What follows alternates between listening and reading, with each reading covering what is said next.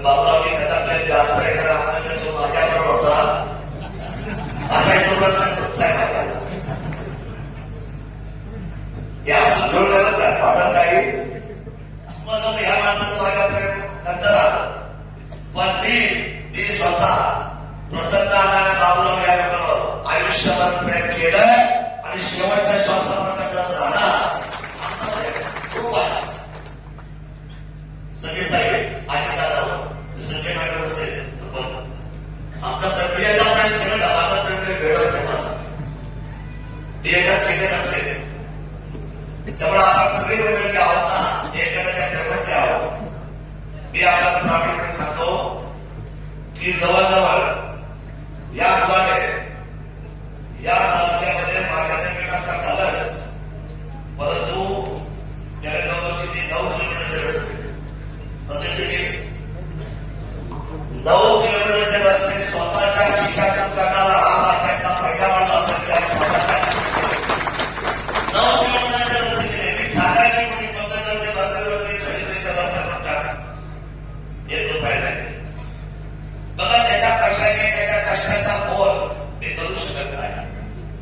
10 रुपयाचे नोट खाली पडले 10 रुपयाचे नोट आपण किती वेळा शकतो 10 रुपयाचे नोट खाली पडले 100 रुपयाचे नोट खाली पडले आपण किती वेळा शकतो ते आपले असतात. पण 9 किलोमीटरचे रस्ते जवळजवळ 30,000 लिटरचं पाणी आणि त्याचा दाम असतो त्याची किंमत असते. पण सर्वसामान्य माणसाला आपल्या आयुष्यभर त्यांनी आपल्या डोळ्यासमोर ठेवून जे काम केलं त्या कामाला तोड या तालुक्यामध्ये नाही पण त्याच्यामध्ये आवर्जून सांगावं लागेल आपल्या सर्वांना. त्यामुळे आपण समुद्र मंडळी गावाच्या प्रेमामध्ये आहात. मी आपल्या सर्वांना धन्यवाद व्यक्त करतो. आधीचं काही बोलत नाही पण एक गोष्ट मी आवर्जून सांगेन तिकीट द्यायची जबाबदारी आज आहे.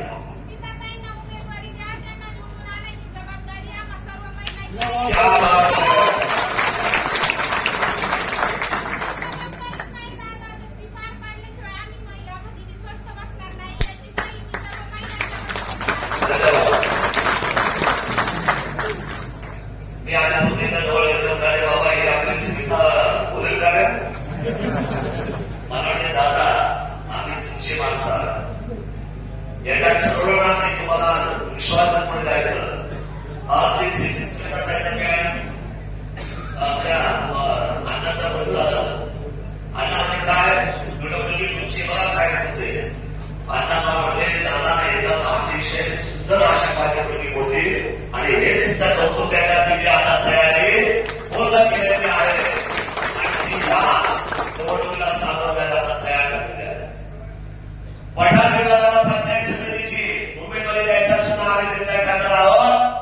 पण पठाण विभाग मात्र यावेळेला एकत्र आला पाहिजे आणि पहिल्यांदा मात्र आपला जिल्हा पंचायत समितीचा पठाण विभागामध्ये भरला पाहिजे. त्या फक्त 50 वर्षामध्ये झालेलं नाही त्याची तिकीट होती होतं नाही पंचायत समितीला एक तिकीट वर जायला आणि एक तिकीट पुन्हा खाली वेगळ्याच्या बाजूने मग सातोरी घेते का बँक घेते मग माहिती नाही. परंतु पंचायत समितीची तिकीट फक्त मागच्या वेळेला दाखल राहिले त्याच्यानंतर आपले मनुष्य वगैरे राहिले पण ते गणेश त्यावेळेला जपलं नाही त्यावेळेला जपलं काय हातात का आल्यामध्ये आमच्याकडे काही मेळावा जाते काय पडलं माझ्याकडे काय काय म्हणजे आता लोक दादा असं लक्षात ठेवलं खाता घेतलं गेलं. पण मी आपल्याला सांगतो खात्यावर इतक्या लवकर बसायचं नाही. आपला जिल्हा पण कडक आहे पण गाडीला बाब आहे.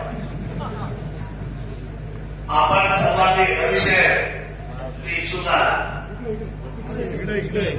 ना हा रविशे इच्छुक आहे. आमचा सचिन बाळा इच्छुक आहे तो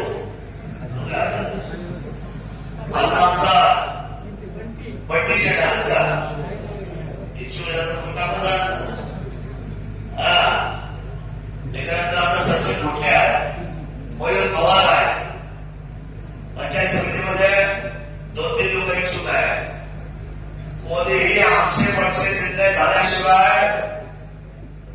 अतिशय शीघ्र गतीने पुढे जायचा प्रयत्न करू नका. हे सगळे माध्यम आहेत आणि एकाबद्दल एक आहे, कुठलाही शिवसेनेला पडणार नाही. जबाबदारी आपल्या सर्वांची.